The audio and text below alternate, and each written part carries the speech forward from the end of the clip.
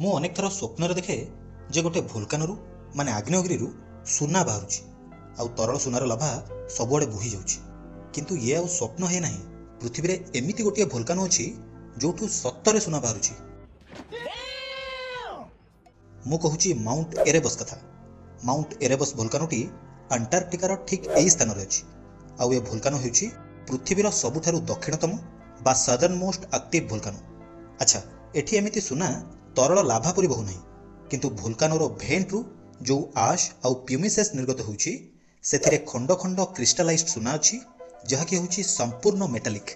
ସବୁଠୁ ଆଶ୍ଚର୍ଯ୍ୟଜନକ କଥା ହେଉଛି ଯେ ପ୍ରତିଦିନ ଏଠାରୁ ବାହାରୁଥିବା ସୁନାର ମୂଲ୍ୟ ହେଉଛି $6000, ଯାହା ପାଖାପାଖି 5 ଲକ୍ଷ ଭାରତୀୟ ମୁଦ୍ରା ସହ ସମାନ ହେବ।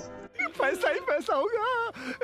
ତେବେ ଆପଣ ଜାଣିଛନ୍ତି କି ଭୋଲକାନୋ ବା ଆଗ୍ନେୟଗିରି କେତେ ପ୍ରକାରର? ଜାଣିଥିଲେ ତୁରନ୍ତ ଟାଇପ୍ କରନ୍ତୁ କମେଣ୍ଟ ବକ୍ସରେ, ଆଣ୍ଡ ୱିଲ୍ ଡିସ୍କସ୍ ଦ୍ୟାଟ୍